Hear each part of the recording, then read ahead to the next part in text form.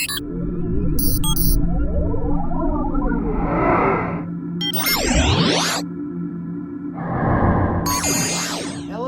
Hey again, everybody. What is up with you?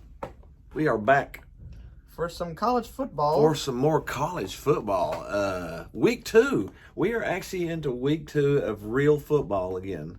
This has been a very odd season. This is going to be a very, especially if we get deeper into the year, it's going to be very strange compared to most others. Probably unlike any other. Yeah, as of right now, we haven't had any Power 5 football, but we have had appetizers. We've had appetizers. We had some good games this week. There were some blowouts, but it was still college football.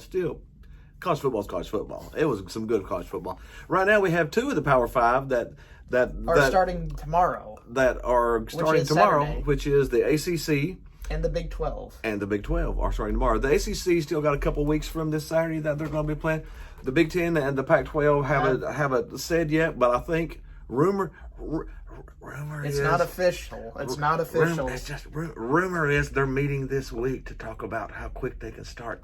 So, well, next week. But so who knows how far that'll go? I'm just saying there's a lot of football fans, probably in Big Ten country anyways. I don't know how many football fans are out in Pac-12, but there's a lot of Big Ten fans who have been angry about not having football. So we may get it back. But anyways, this week we actually have Power 5 top 25 ranked. We're changing our criteria football from last year because if the Big Ten and the Pac-12 are still not going to play, the teams playing are significantly reduced. It's significantly reduced. And we've only got 10 games, 10 to 11 games. Most of them are only playing. But we're going to cover the top 25 this weekend because we've only got 6 top 25 games anyway. So we might as well just jump in there and cover all the top 25 games. Indeed, yes. Yes. So we're supposed to have 7. One of them got postponed, so we're down to 6. But still, we have Power 5 ranked football games. Number 1, we'll talk about Syracuse at North Carolina. North Carolina has been on a hot streak lately, especially in recruiting. Mm-hmm. They got a and Syracuse has not. North Carolina's got what this game's probably going to be. North Carolina's got a national champion head coach, Mac Brown. And they have been on fire ranking lately. Recruiting lately. They seem to be having a bright future ahead for the Tar Heels. Yeah, North Carolina's ranked at number 18 right now. So they could get opportunities to climb up that leader pole, especially really quick. Mm-hmm. Especially in a weaker ACC. Mm-hmm. And they will have a shot against Clemson, so they will have a shot to prove themselves. And a shot against Notre Dame, but we'll talk about that later. Yes, we will talk about that. Let's go ahead and jump on to number 2. North Carolina's going to beat the living crap out of Syracuse. North Carolina is an easy pick for this one. The Tar Heels for the win. Yeah, easy.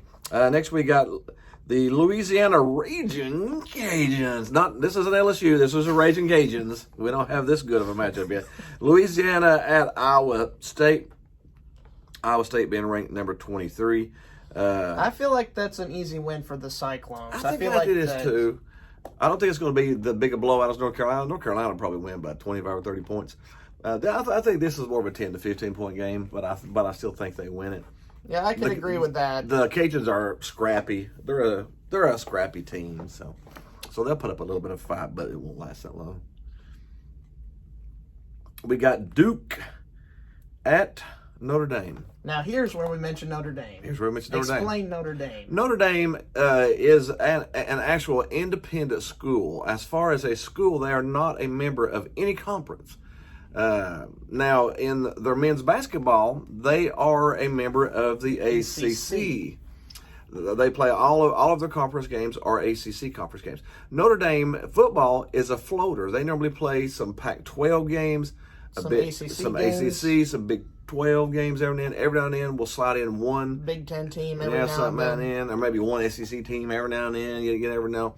It's just been a literal hot pot. Yeah. Like a melting pot, if you will. That's Notre Dame's schedule. Yeah, that's Notre Dame's schedule. But with the COVID canceling a good chunk of their original rivalry games. A good chunk. So they had an option. They had an option of not playing football at all, or joining a conference that was going to play.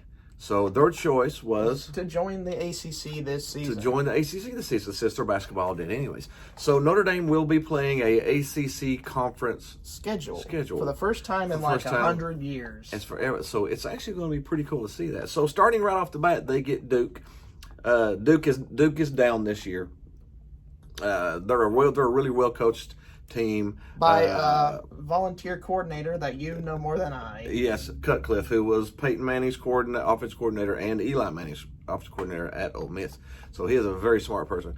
Very good with quarterbacks. You know, the starting quarterback for the Giants right now came from Duke, came from the Cutcliffe tree. So he's really good, but they're a young team. They're not going to be able to handle Notre Dame, I don't think, especially not in Notre Dame. Not in the Irish's backyard. No, I feel like Notre Dame would be a good pick here. Yeah, I think it's a 3-touchdown win. I think Notre Dame, they've been up and down the last few years, and they might want to prove a little something, being in a conference now. So 10-win seasons each of the past 9 years, not 9 years, 3 years, is definitely going to help your credibility. Yeah.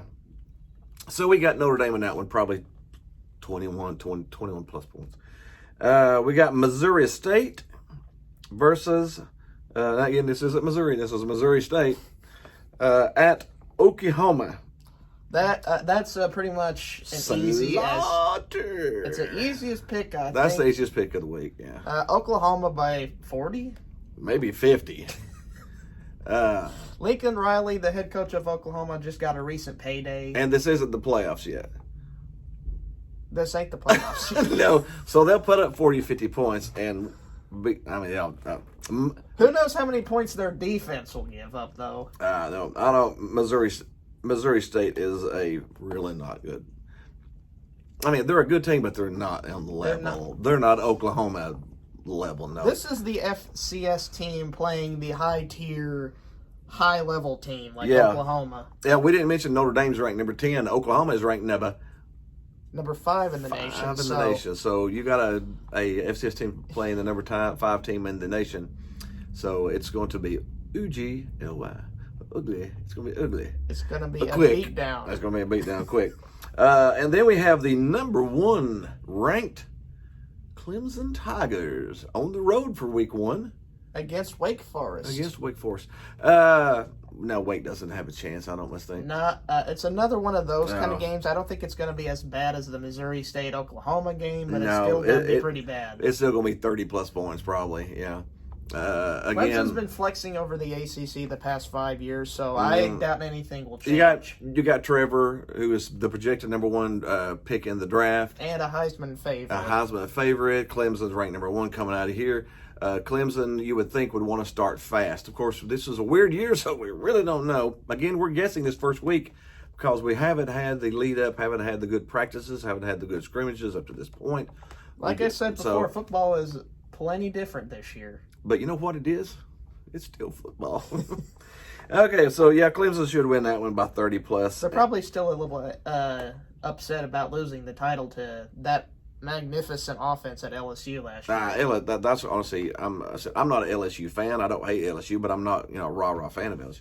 But that was beautiful. That they had one of the best teams last year that I have ever seen in college football. It was fantastic. Our last ranked game of the week, we got a little UTEP, University of Texas, El Paso, staying in-state, going to Texas.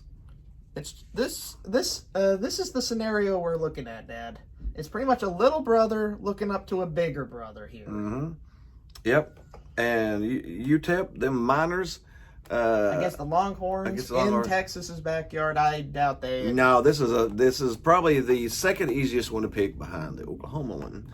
UTEP, they actually played last week, didn't they? UTEP, they actually won. So I mean, UTEP's got 1 week at advantage of playing and practicing, but Texas is pure talent. Texas is projected this year pretty high. I think they're ranked 14th. They're one of my sleeper teams in the playoffs, and they are a sleeper team to maybe win the Big 12. The Big 12.